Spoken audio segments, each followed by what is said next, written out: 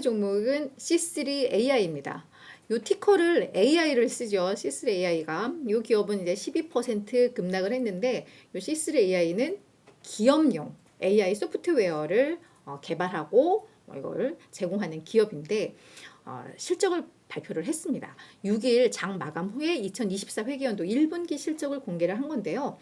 매출액은 전년 대비 11% 증가하면서 7,200만 달러 기록했습니다. 예상보다 좋았어요. 조정 EPS는 9센트 적자였는데 시장에서는 17센트 적자를 예상했으니까 이것도 시장 예상을 웃돌았습니다. 근데 주가는 왜 빠진 거야? 자, 그 밑에부터 나오는데 당초 이 C3AI가 우리가 내년 말쯤에는 흑자 전환할 것 같아라고 당초에 가이던스를 제시를 했었거든요. 근데 이걸 철회를 해버렸습니다. 뭐라고 했냐면 우리 일단 뭐 지금 적자긴 해도 우리 현금 창고에 두둑하게 있어.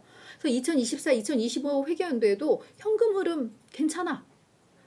그러면서 근데 우리가 이 생성형 AI 솔루션에 대해서 투자를 계속 해야 돼서 흑자 전환 2024년에 요 흑자 전환은 좀 어려울 것 같아 라고 이야기를 했습니다.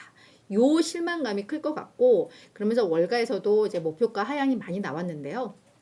왜냐면 이런 흑자 전환 기대감 요런 AI가 막 확대가 되면서 성장 기대감 이런 게 반영되면서 올 주가가 이미 한 150%, 160% 상승한 상황인데 그런 기대감들이 다 반영이 된 건데 갑자기 우리 내년에도 흑자 전환 못할 것 같아 하니까 실망감이 클 수밖에 없죠.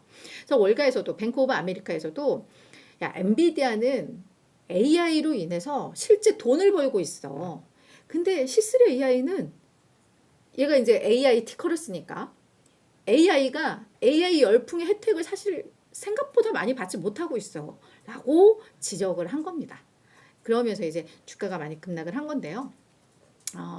그래서 일단 C3AI는 좀 엔비디아하고는 조금 다르게 볼 필요는 있을 것 같습니다. 그래서 진짜 AI주를 보신다면 실제로 이제 뭔가 성과가 보여지고 과시화되고 있는 기업들을 봐야 되는데 자꾸 이렇게 말 바꾸기를 해버리면 이렇게 좀 실망감이 나올 수밖에 없어요. 그래서 오늘은 뭐 그런 이슈가 있었다 이렇게 정리를 하면 될 것 같고요. 자, 두 번째는 차지 포인트입니다. 차지 포인트도 오늘 11% 급락을 했습니다. 52주 신저가 기록을 했는데 차지 포인트는 글로벌 1위의 전기차 충전소 업체이죠. 이 기업도 6일 장 마감 후에 실적을 공개했는데 2분기 실적 공개했는데 매출액 전년 대비 39% 증가하기는 했습니다만 예상을 밑돌았습니다. 주당 순이익도 24센트 적자를 기록을 했는데 요것도 전년도에 19센트 적자였으니까 전년도보다도 적자폭이 확대가 됐고 시장에서는 오히려 전년보다 적자가 줄 줄 알았는데 더 늘어났어요. 지금 13센트 적자를 예상했는데 24센트 적자니까 거의 적자 규모가 거의 2배에 가까운 수준이죠. 쇼크죠, 쇼크. 어닝 쇼크.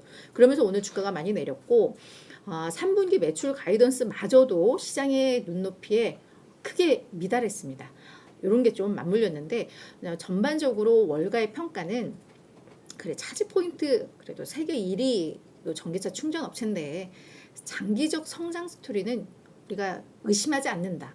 다만 단기적으로는 우리가 예상했던 것보다 성과가 좀 부진하다라는 평가들이 좀 나오고 있습니다. 그래서 이게 아마 거시적 역풍에 의한 것일 텐데 그러면서 이제 전기차 수요 주니까 뭐 충전도 줄고 뭐 그렇지만 요런 거시적 역풍의 영향이 좀 예상보다 큰 것 같다라고 언급을 하면서 주가가 많이 하락은 했습니다.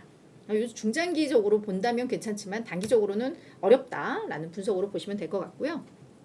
세 번째는 웨스트록입니다.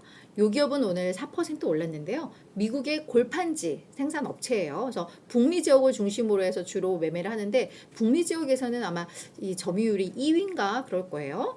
그런데 이 웨스트록이 유럽 최대 골판지 업체 스머핏 카파 그룹과 이제 합병한다라는 이야기가 있습니다. 월스트리트 저널이 최초로 이 보도를 했고 그 보도가 사실이에요라고 이제 공식적으로 발표를 한 건데 다만 아직까지는 협상 단계라고 합니다. 그래서 이제 만약에 정말로 합병이 이루어진다면 200억 달러 가치의 이제 글로벌 포장지 업체가 탄생을 하는 건데 근데 이제 회사 측에서도 아직 논의 단계로 이게 거래가 뭐 깨질 수도 있어. 뭐 그런 건 염두에 두세요라고 언급을 했는데 일단 요 M&A 소식이 호재로 작용을 하면서 주가가 많이 오른 거다. 이렇게 이해를 하시면 될 것 같습니다. 자, 마지막 기업은 더치브로스입니다. 이 기업도 한 5% 가까이 하락을 하면서 또다시 52주 신저가 기록을 했습니다. 더치브로스는 미국의 드라이브스루 커피 체인으로 이런 커피 값이 좀 우리 스타벅스나 이런 데와 비교했을 때 좀 저가형 이런 커피라고 이해를 하시면 될 것 같아요. 그래서 뭐 콜드브루나 뭐 이런 걸로 꽤 유명하다고 하는데 유상증자 계획을 발표를 했습니다. 최대 3억 달러 규모의 유상증자인데 이 기업의 시가총액이 약 44억 달러 정도니까 대충 이렇게 계산해 보면 전체 발행 주식 수의 한 7% 정도 규모가 될 것 같아요. 그래서 이 정도면 그냥 일반적인 유중 규모 정도다라고 이해를 하시면 될 것 같은데 얼마 공모 가격이 얼마인지 이런 것들은 아직 구체적 내용은 공개하지는 않았는데요. 요 이유는 왜 공모를 하는지 유상증자를 하는지에 대해서는 밝혔는데 자금 조달을 해서 이걸로 이제 부채 상환을 하려고 해요라고 밝혔습니다. 지난 5월에 실제 월가에서 관련된 이 보고서들이 좀 나왔었는데 더치브로스가 아마 공격적으로 매장을 증설하고 있나 봐요. 매장 증설하면 그만큼 투자금이 들어가니까 부채가 많이 늘고 있죠. 그래서 그거 상환 목적이다. 그러니까 매장 성장을 위한 일종의 투자다라고 이해를 하시면 될 것 같습니다. 정말 회사 돌아갈 운영 자금 없어서 직원들 막 월급 주려고 유증을 하고 이러면 악재인데 어떤 성장을 위한 투자 목적의 뭐 그런 유증이면 시장에서 그렇게 악재로 보지는 않아요. 그래서 하락폭은 좀 제한적이었다. 이렇게 이해를 하시면 될 것 같습니다.